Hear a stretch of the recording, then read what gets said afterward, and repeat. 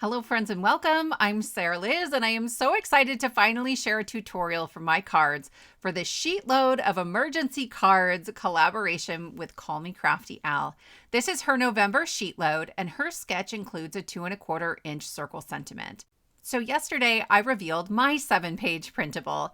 This is like an add-on for a kit that hasn't come out yet. So we have grateful and thankful sentiments, and that will be the theme for our kit that comes out on Friday. But I wanted to make sure you had these 2¼ inch circles the day that the freebie came out from Crafty Al.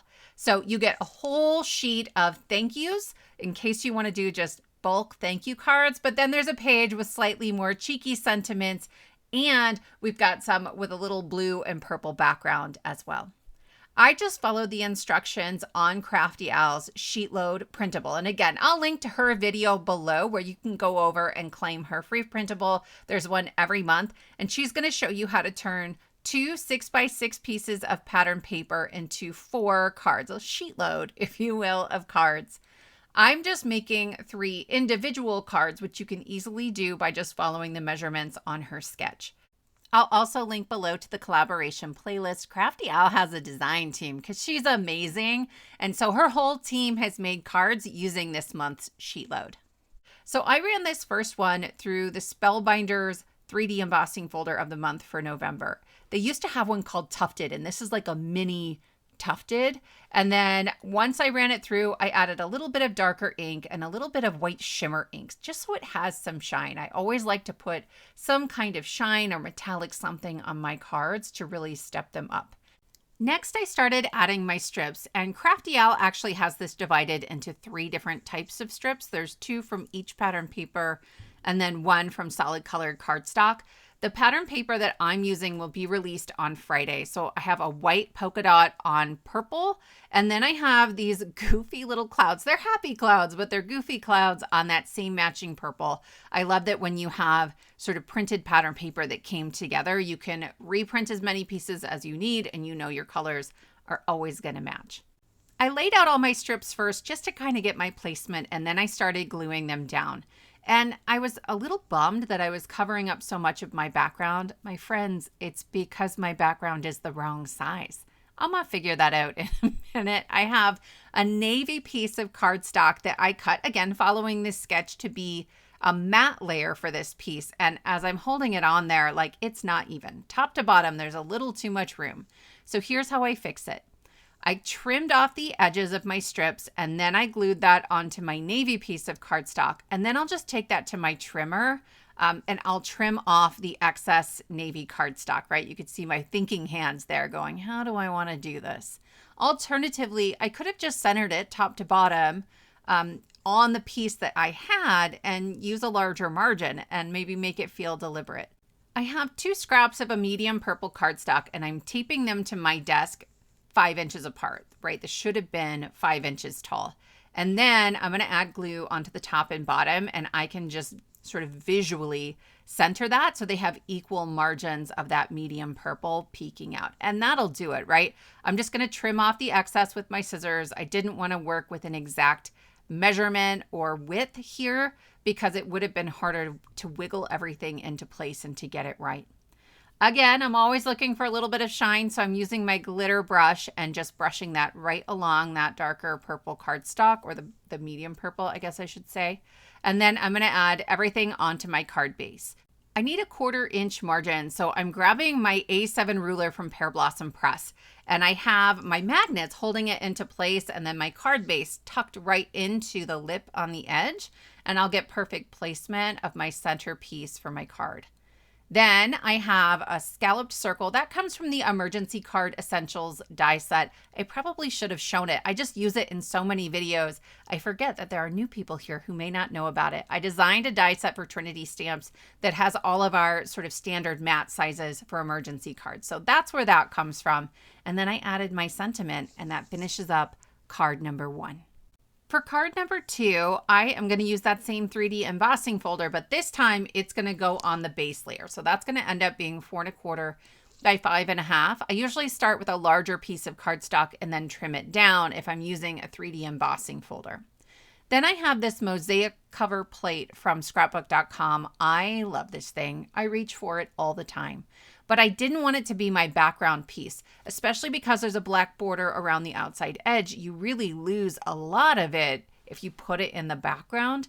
And so I'm going to be really careful in some of these inner pieces where I'm adding glue to make sure that once I cut this panel down, they're still going to be adhered to my card base. I'll probably leave some gaps in here, and that's okay. You could use double-sided adhesive before you go to die cut that as well if you didn't want to add glue, but this is easy enough for me. So I'm going to press that down and trim it out following the card sketch. And then I wanted to step up my strips as well. This white on pink polka dot will also come out in Friday's kit. And I am adding them on to strips of cardstock that are just a little smaller than 1 inch. I would have gone 1 inch. It's easier, except that it really is going to cover up a ton of my background because now the strips are bigger than the sketch originally intended. But you can see how beautifully my background turned out. I'm almost sad to cover it up, but I really loved these matted strips, so we're going to do it. I'm trimming off the excess just to visually help me. There are instructions on the Sheetload printable on how to line this up, and then there's an extra third page that it isn't usually there that's a guide for you, like an alignment guide for getting these strips just right in case you're worried about it. Alicia made it super, super easy for us. Then I'm just going to glue these down one at a time. I am having, as we go down lower and lower, the lower piece will cover the upper piece, okay? And I just want to make sure that my middle strip is centered-ish, okay? And then that's it. I'll just flip this over and trim it off. I will say I used a 65-pound cardstock for that black matte layer because I knew I was going to have to trim through it, and that was going to be really bulky. And I didn't want the card to look a little lopsided because it's lifted on one side and not on the other. You'll notice the back of my panel is black because I actually glued that white pattern onto my black cardstock mat first before I'd added my pink strips. You don't want to do that because then you don't have that straight edge to trim them off, right? I suppose you could have them go over the edges of the black mat, but I don't like the look of that as much. So make sure you're trimming them on your smaller panel. Then I'm adding my 2.5 inch scalloped circle as well. In the sketch, it's centered, but I kind of like it high. So I make things my own, right? I'm so bad. I'm so bad at following directions. If you've been here, you know I'm a teacher and I'm not always the greatest student, but that's sort of the joy of being in an industry or a field that is really about art. So we just play around until we like it.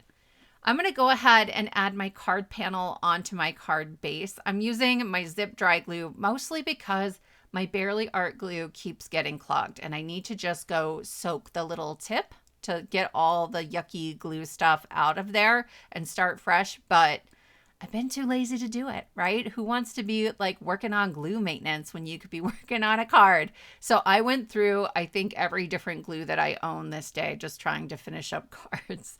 But here is card number 2. In honor of your kindness, I humbly offer you this folded piece of paper. For card number 3, I thought I was going to add strips onto this card. This is actually the first one that I made, but I hadn't kind of laid everything out to look at it. So I cut all 3 of my largest pieces the same way I would for the other cards. But once I added this all together, I started looking at the strips and it just was covering up too much of the pattern. I think for whatever you're going to use on that smallest rectangle, you want either a small pattern like those white polka dots would work, or Alicia has ways that you can get pattern paper from her this month and they are stunning. You guys, they are so gorgeous. And actually, I may be using those in a video coming up. I love them so much. But I decided we just will skip the strips on this one. And I cut out one of my sentiments that has the little ephemera piece in the middle. It coordinates perfectly with the rainbows on my pattern paper. That pattern paper will come out on Friday. And then that will finish up card number 3.